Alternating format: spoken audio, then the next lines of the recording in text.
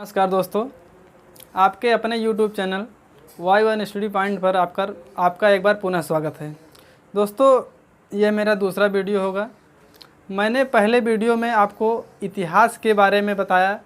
इतिहास के बारे में हमने ये बताया आपको कि इतिहास कितने पार्टों में डिवाइड है, अर्थात जो इतिहास हमारा है उसको हम 3 पार्टों में डिवाइड किए थे। उसके बाद फिर उसके छोटे छोटे पार्ट थे। आज हम पुनः जो है उसी जो है पार्ट को एकदम शुरू से, जो उसका पहला पार्ट था, हमने जो आपने देखा होगा पिछले वीडियो में कि हमने सबसे पहले जो है इतिहास को 3 भागों में बांटा था। पहला हमारा था प्रागैतिहासिक काल, और दूसरा था आद्य ऐतिहासिक काल, और तीसरा था ऐतिहासिक काल।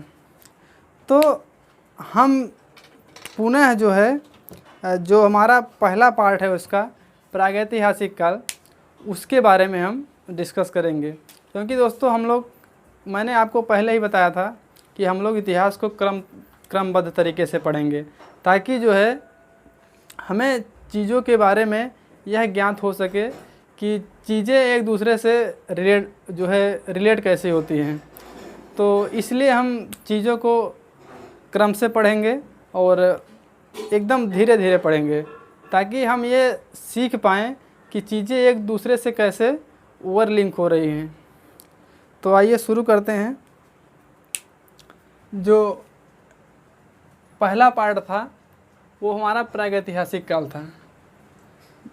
तो दोस्तों, प्रागैतिहासिक काल जो हमारा प्रागैतिहासिक काल है, जो हमारा ये लिखित इतिहास है, उसका ये पहला पार्ट है।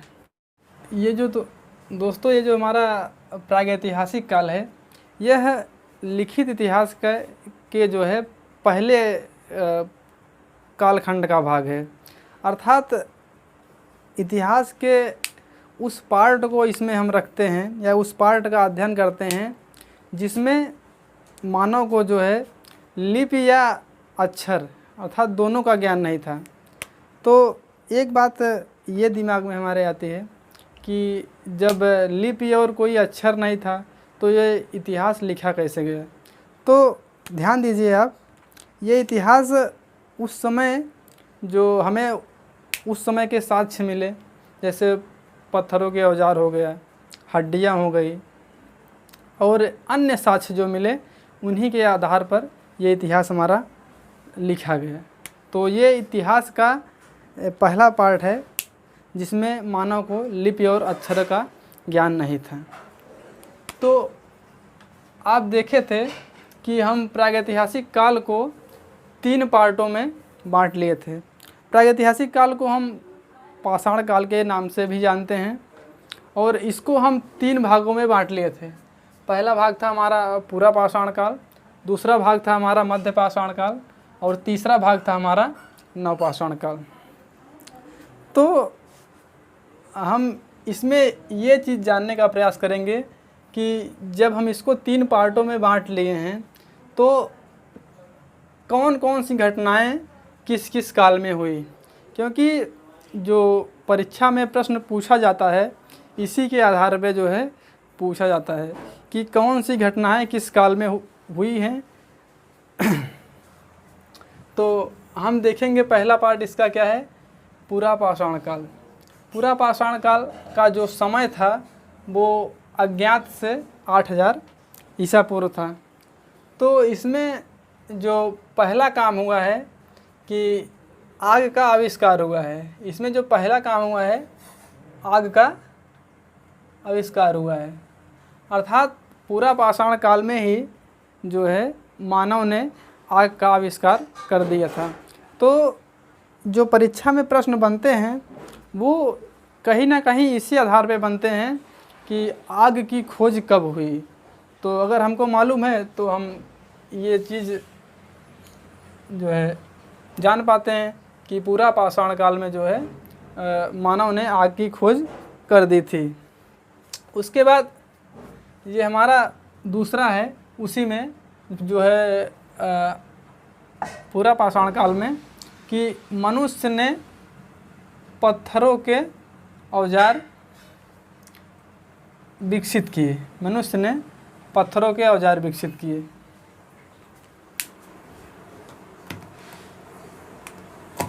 मनुष्य ने पत्थरों के औजार विकसित किए। तो दोस्तों एक चीज़ आप ध्यान दीजिए, जब मनुष्य ने पत्थरों का औजार विकसित किया होगा तो कहीं ना कहीं से ये चीज़ आप जान पा रहे होंगे कि उसने जो है पत्थरों के औजारों का ही प्रयोग करके शिकार करना प्रारंभ कर दिया है। तो यहाँ से एक बात ये निकल के आती है कि मनुष्य ने जब पत्थरों के औजारों का आविष्कार किया है तो जानवरों का शिकार भी करना प्रारंभ कर दिया होगा। तो ये भी जो है प्रश्न बनता है कि मनुष्य ने जानवरों का शिकार कब शुरू किया है, तो क्या हो जाएगा हमारा पूरा पाषाण काल में। उसके बाद क्वेश्चन जो बनते हैं इसके आगे, इससे हमारे जो है पूरा पाषाण काल से, कि इसमें जो औजारों का खोज हुआ था उसमें नाम है हैंड एक्स और स्क्रैपर्स और क्लीवर्स। ये जो है पत्थरों के बने थे, अर्थात पत्थरों के अवशेष हैं। ये जो 3 औजार हैं हमारे, ये पूरा पाषाण काल में जो है मनुष्य द्वारा विकसित किए गए थे पत्थरों के। तो ये भी जो है प्रश्न परीक्षा में डायरेक्टली पूछा जाता है कि पूरा पाषाण काल में कौन से जो है औजार मनुष्य द्वारा बनाए गए थे, उनके नाम। तो उनके नाम हैं हैंड एक्स, स्क्रैपर्स और क्लीवर्स। और सबसे इम्पॉर्टेंट बात इसमें यह है कि जो भी हमें साक्ष्य प्राप्त हुए उनका स्थान पूछा जाता है। जो भी हमें साक्ष्य प्राप्त हुए उनका स्थान जो है परीक्षा में पूछा जाता है। तो इसमें 3 स्थान जो है प्रमुख हैं। पहला है बेलन नदी घाटी, दूसरा है सोहन नदी घाटी और तीसरा है नर्मदा नदी घाटी। ये जो 3 स्थल हैं, इन्हीं से पूरा पाषाण काल के जो है साक्ष्य में प्राप्त हुए हैं। यह जो है प्रश्न परीक्षा में डायरेक्टली पूछा जाता है। उसके बाद आता है सबसे इम्पॉर्टेंट क्वेश्चन, जो कि चाहे वो एसएससी के परीक्षा हो, रेलवे की हो, कुछ भी हो, यूपीएससी भी हो, तो ये क्वेश्चन जो है सबसे महत्वपूर्ण है। ये क्वेश्चन ये पूछा जाता है प्रश्न में कि गुफा चित्रकारी के प्रथम साक्ष्य कहाँ से मिले हैं। तो गुफा चित्रकारी के प्रथम साक्ष्य भीमबेटका भोपाल में है। जो भोपाल हमारा मध्य प्रदेश में पड़ता है, भोपाल हमारा मध्य प्रदेश में पड़ता है। यहाँ से जो है गुफा चित्रकारी के साक्ष्य प्राप्त हुए हैं। ये क्वेश्चन इम्पॉर्टेंट है कि गुफा चित्रकारी के साक्ष्य कहाँ से प्राप्त हुए हैं। तो भीमबेटका भोपाल, जो कि मध्य प्रदेश में पड़ता है। ये हो गया हमारा जो है पूरा पाषाण काल।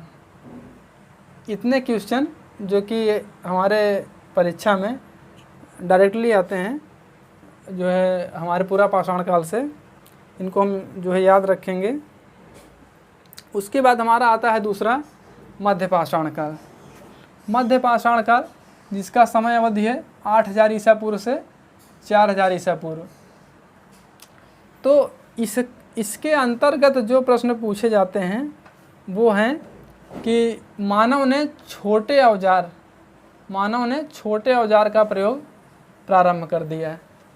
क्योंकि जो बड़े औजार होते थे, पहले मनुष्य को उतना ज्ञान था नहीं, तो जो पहले बड़े औजार होते थे उनको कहीं दूर ले जाना, शिकार को फेंक कर मारना, तो थोड़ा दिक्कत होता था। इसलिए मनुष्य ने उन औजारों को छोटे में विकसित किया। इसलिए ये हमारा जो है मध्य पाषाण काल में आएगा।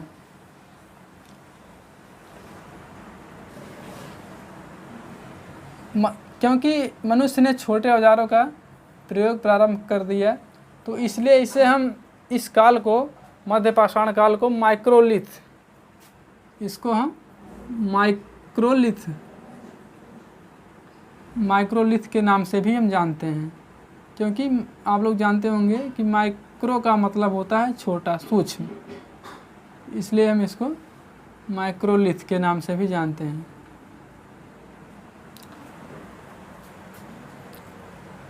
देखिए, जो मानव का विकास क्रम है वो इसी प्रकार से है। पूरा पाषाण काल से बेहतर ज्ञान हुआ मानव को मध्य पाषाण काल में, और मध्य पाषाण काल से बेहतर ज्ञान हुआ, यानी मानव ने सीख लिया और अच्छी तरीके से रहना, खाना पीना, वो नवपाषाण काल। तो इसी क्रम से मानव का जो है विकास हुआ है अब तक। और इसमें जो दूसरा है हमारा कि जो है मध्य पाषाण काल में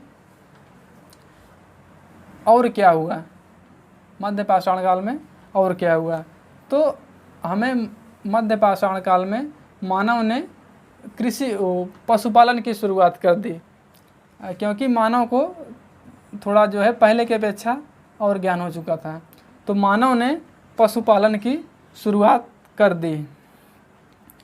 और जो इसमें ध्यान देंगे, जो मानव ने पशुपालन की शुरुआत की, तो क्वेश्चन आता है कि पशुपालन की शुरुआत के साक्ष्य हमें कहाँ से मिले हैं। तो पशुपालन के शुरुआत के साक्ष्य हमें दो जगहों से मिले हैं, दो स्थानों से मिले हैं। पहला है हमारा आदमगढ़, जो कि मध्य प्रदेश में पड़ता है, और दूसरा है बागौर, राजस्थान में। यहीं से जो है पशुपालन की शुरुआत के साक्ष्य मिले हैं। पहला है आदमगढ़, मध्य प्रदेश, दूसरा है बागौर, राजस्थान।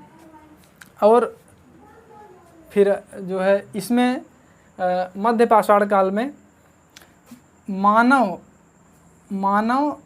अस्थियों का प्रथम साक्ष्य, मानव अस्थियों का प्रथम साक्ष्य। तो मध्य पाषाण काल में ही मानव अस्थियों का प्रथम साक्ष्य में प्राप्त हुआ है। उसका जो स्थान है वो है सराय नाहर।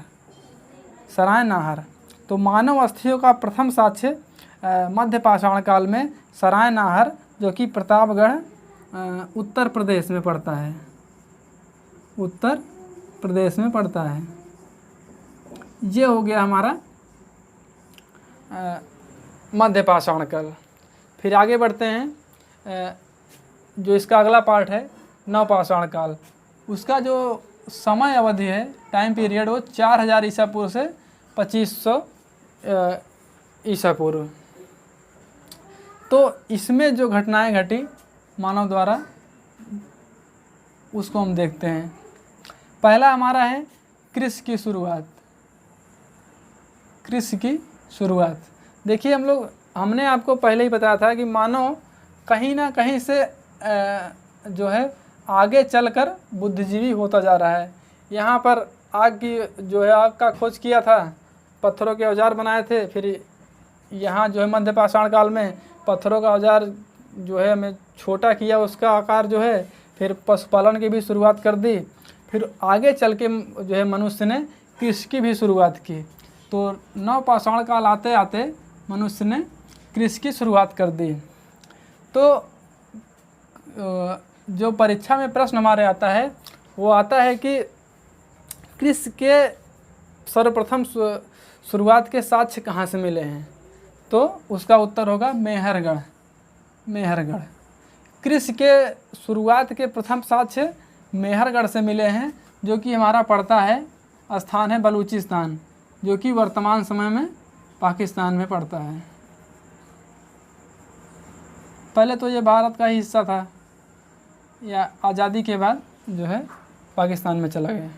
तो बलूचिस्तान से जो है मेहरगढ़ के बलूचिस्तान अर्थात पाकिस्तान से कृषि की शुरुआत के सर्वप्रथम साक्ष्य नवपाषाण काल में प्राप्त हुए हैं। तो फिर आगे देखेंगे कि कृषि की शुरुआत के साक्ष्य तो मिले, लेकिन उसमें फसल क्या क्या थी। तो उसमें फसल थी, याद रखेंगे, जौ, गेहूँ, और कपास, ये 3 फसलों के हमें साक्ष्य मिले हैं, जौ, गेहूँ और कपास। फिर आगे देखेंगे कि चावल की खेती का प्रथम साक्ष्य है। चावल की खेती का प्रथम साक्ष्य कुलडीहवा से मिला है। ये कुलडीहवा पड़ता है हमारा इलाहाबाद उत्तर प्रदेश में। यहाँ से चावल की खेती के सर्वप्रथम साक्ष्य मिले हैं, क्योंकि जो परीक्षा में प्रश्न आता है वो जो है हमारा ऐसे ही आता है कि चावल की खेती का जो है प्रथम साक्ष्य कहाँ से मिला है, तो कुलडीहवा इलाहाबाद उत्तर प्रदेश से मिला है। उसके बाद देखेंगे हम जो है नवपाषाण काल में मानव के साथ कुत्ते दफनाने का साक्ष्य। मानव के साथ कुत्ते दफनाने का साक्ष्य जो है ये हमारा मिला है बुर्जहोम जम्मू कश्मीर से।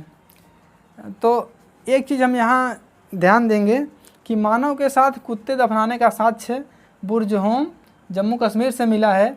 तो मानव के साथ कुत्ते दफनाने का साक्ष्य का मतलब ये निकल के आता है कि कहीं ना कहीं से मानव का प्रथम पालतू पशु कुत्ता रहा होगा। तो यहाँ से ये निष्कर्ष निकल के आता है कि मानव का प्रथम पालतू पशु कुत्ता रहा होगा। तो ये हमारा हो गया है कि मानव के साथ कुत्ते दफनाने का साक्ष्य बुर्जहोम, जो कि जम्मू कश्मीर में पड़ता है। उसके बाद हमारा इसी में आता है मानव जो है प्रथम धातु तांबा का आविष्कार इसी में किया है। अर्थात नवपाषाण में ही जो है मानव ने तांबे का जो है आविष्कार कर दिया है, तांबे का खोज कर दिया। और हमारा क्वेश्चन जो आता है परीक्षा में इस प्रकार से आता है कि मानव द्वारा प्रथम धातु कौन सी खोजी गई। मानव द्वारा प्रथम धातु कौन सी खोजी गई, तो जो हमारा उत्तर हो जाएगा तांबा। तो मानव द्वारा प्रथम धातु तांबा जो है खोज की गई। और इससे एक क्वेश्चन और बनता है कि नवपाषाण काल के अंत में जो है मनुष्य ने लिपियों का आविष्कार शुरू कर दिया था, क्योंकि पहले जो है इसके पहले लिपि नहीं होती थी। लोग चित्रकारी के माध्यम से या फिर अन्य तरीके से बातों को समझाने का प्रयास करते थे। तो अब यहाँ जो है लेखन क्रिया, अर्थात लिपि का मतलब जो है लिपि का मतलब ये है कि उसको लिखा जाने लगा। अर्थात वो बातों को मनुष्य ने जो है लिखने का प्रयास किया और लिपियों का आविष्कार किया, जो हमारा नवपाषाण काल के अंत में लिपि का आविष्कार हो चुका था। तो दोस्तों ये हमारा है प्रागैतिहासिक काल।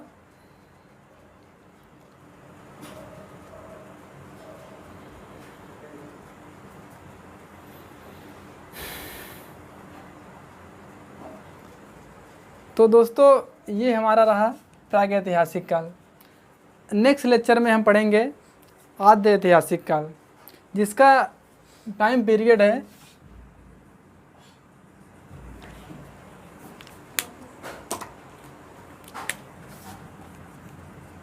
इसका समय काल है 2500 ईसा पूर्व से 600 ईसा पूर्व में 600 ईसा पूर्व।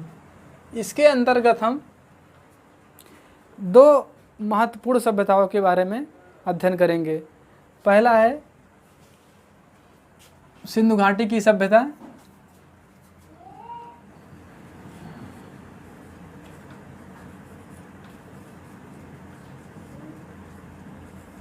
और दूसरा है वैदिक सभ्यता।